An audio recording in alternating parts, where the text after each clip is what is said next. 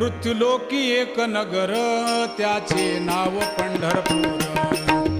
येथील मोकाशी उभा विटेवर पुंडलिक भक्तराज शोभे चंद्रभागातील.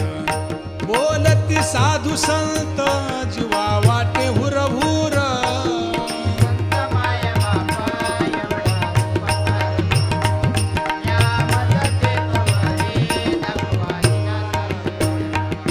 मज नाही हात पाय डोळा पडली झांपड. कर्ण हे बधीर झाले वाचा